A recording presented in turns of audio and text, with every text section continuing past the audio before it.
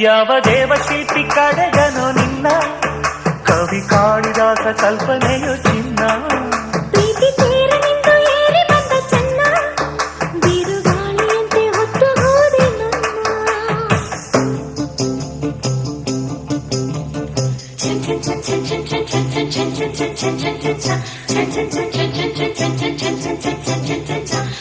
ಮುತ್ತು ಮುತ್ತು ಮುತ್ತು ಗಿಣಿಯೇ